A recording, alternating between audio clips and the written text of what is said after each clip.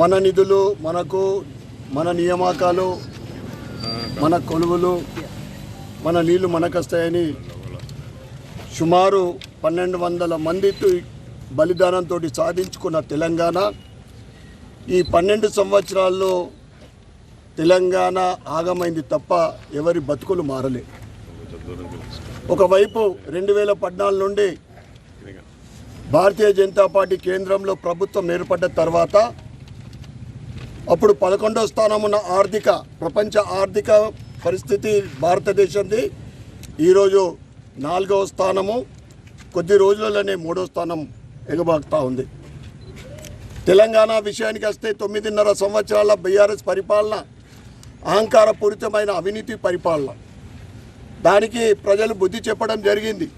కాంగ్రెస్ అప్పుడు ఇచ్చిన 6 గ్యారంటీలు, 5 డిక్లరేషన్లు, 420 హామీలతోటి గద్దెనెక్కిన ఈ కాంగ్రెస్ ప్రభుత్వము సంవత్సరం లోపే ప్రజల నిరసన తెలియజేస్తూ ఉన్నారు. ప్రజలు దానికి వ్యతిరేకిస్తూ ఉన్నారు. కారణం, వారిచ్చిన ఏ గ్యారంటీ కూడా అమలు కాలేదు. మహాలక్ష్మి పథకంలో కేవలము ఇప్పటి వరకు 20 నెలల్లో వాళ్ళు అమలు చేస్తుంది పూర్తిగా ఏదంటే ఒక ఫ్రీ బస్సు తప్ప 20 నెలల్లో ఏది కూడా రైతులకు కానీ, యువకులకు కానీ, మహిళలకు కానీ, బీసీ బిడ్డలకు కానీ, ఎస్సీ ఎస్టీలకు కానీ ఇచ్చిన ఏ హామీ కూడా అమలు చేయక వాటిని తప్పించుకోవడానికి కొత్త హామీలు ఇస్తున్నారు తప్ప వాటిని మర్చిపోవడానికి ఇది రాజకీయ గేమ్ నడుస్తుంది తప్ప ఈ కాంగ్రెస్ ప్రభుత్వము ఈ 20 నెలల్లో నేను యాజ్ ఎమ్మెల్యేగా ₹1 కూడా సిడిపి ఫండ్ రాలేదు. అంటే ఎమ్మెల్యే ఫండ్ ఇయ్యలేని దుస్థితి ఈ కాంగ్రెస్ది.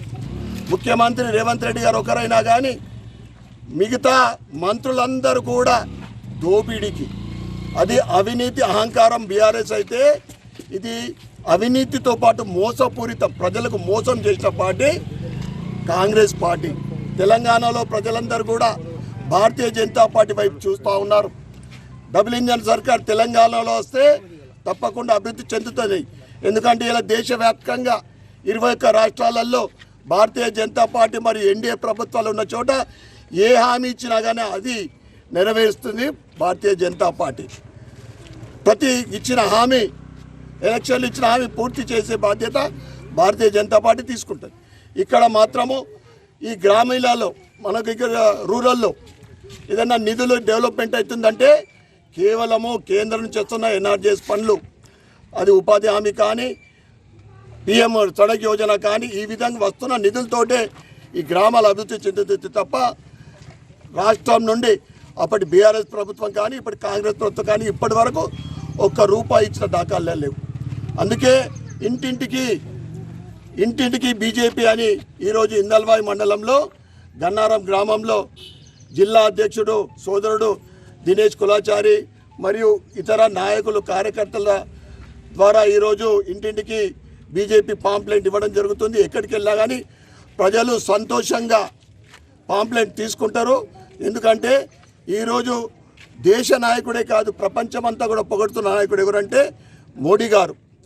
ఆయన 11.5 సంవత్సరాల పరిపాలన, 13 సంవత్సరాల ముఖ్యమంత్రిగా, 11.5 సంవత్సరాల పిఎంగా ఒక్క అవినీతి లేకుండా ఇలా దేశ అభివృద్ధి లక్ష్యంగా పనిచేస్తున్న ఆయనకు ప్రజలందరూ కూడా నీరాజనం తెలుపుతూ ఉన్నారు. తెలంగాణలో కూడా భారతీయ జనతా పార్టీ వైపు చూస్తూ ఉన్నారు.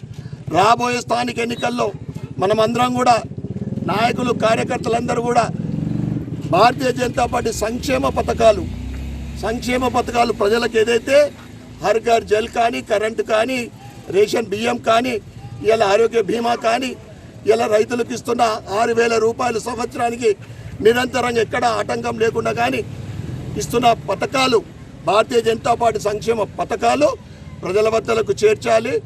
ఏదైతే కాంగ్రెస్ ఇచ్చిన 6 గ్యారెంటీల వైఫల్యాలు ప్రజల వద్దకు తీసుకెళ్లాలని మీ అందరికీ విజ్ఞప్తి చేస్తూ ఇంటింటికి బీజేపీ కార్యక్రమం విజయవంతం కావాలని మీ అందరికీ కూడా కోరుకుంటూ మరి ఒకసారి ఈ కార్యక్రమంలో పాల్గొన్న ప్రతి ఒక్కరికి కూడా పేరు పేరున ధన్యవాదాలు, కృతజ్ఞతలు చెప్పుకుంటూ భారత్ మాతాకి జై.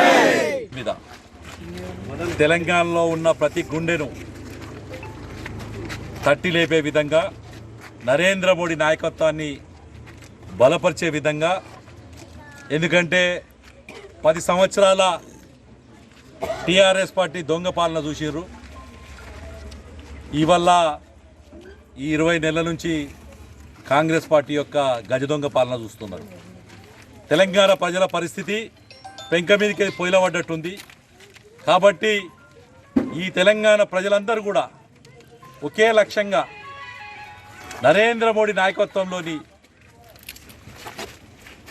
భారతీయ జనతా పార్టీని ఆశీర్వదించే విధంగా ఈరోజు యావత్తు తెలంగాణ వ్యాప్తం నుంచి కూడా ప్రతి గ్రామంలో, ప్రతి ఇంట, ప్రతి గుండెను తట్టి లేపే విధంగా గడప పడకు భాజపా, ఇంటింటి భాజపా అనే పేరు మీద మేమందరం రావడం జరుగుతుంది.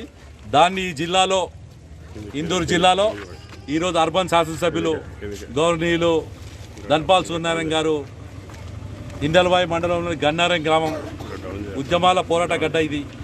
ఇక్కడ నుంచి ఏ కార్యక్రమం తీసుకున్నా శుభం జరుగుతుందని చెప్పి ఈరోజు, ఎందుకంటే ఈ జిల్లాకు మొదటగుండే టోల్గేటు, మొదటగుండే మండలం, చంద్రాయనపల్లి తర్వాత ఉండే గ్రామము. కాబట్టి ఈ గన్నారం నుంచి కార్యక్రమం ప్రారంభించాం. ఒకటే విజ్ఞప్తి చేస్తున్నాను భారతీయ జనతా పార్టీ శ్రేణులకు, నరేంద్ర మోడీ అభిమానులకు, తెలంగాణ ప్రజలకు, ఈరోజు మేము వచ్చేది ఎందుకంటే మన జిల్లాలో ఈరోజు చూస్తారు 6 సంవత్సరాల నుంచి, 6 సంవత్సరాల పైన ధరంపురి అరవింద్ గారు ఎంపీగా ఉన్నారు. అలాగే 19 నెలల నుంచి గవర్నర్లు ధన్పాల్ సూర్యనారాయణ గారు, రాకేష్ రెడ్డి గారు ఎమ్మెల్యేలుగా ఉన్నారు. 11 ఏళ్ల నుంచి ఈ దేశ ప్రధానిగా నరేంద్ర మోడీ ఉన్నాడు. చిన్న అవినీతి ఆరోపణ లేకుండా నిత్యం ప్రజలకు సేవ చేస్తూ, ప్రజల కోసమే, ప్రజా జీవితమే ముఖ్యమని బతికే పార్టీ భారతీయ జనతా పార్టీ.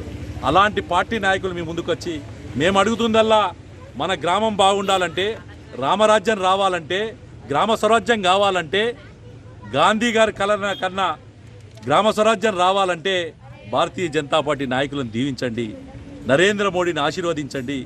ఈరోజు మనం ఈ గన్నారం గ్రామంలో కూర్చున్నాం. ఇక్కడ ఈ సంవత్సరం 25-26కే 34 లక్షల రూపాయలు కేంద్ర ప్రభుత్వం నిధులు వచ్చినాయి. అట్లాగే గతంలో తీసుకుంటే సుమారు గత 11 సంవత్సరాల నుంచి 2 కోట్ల దాకా నిధులు ఇక్కడికి రావడం జరిగింది.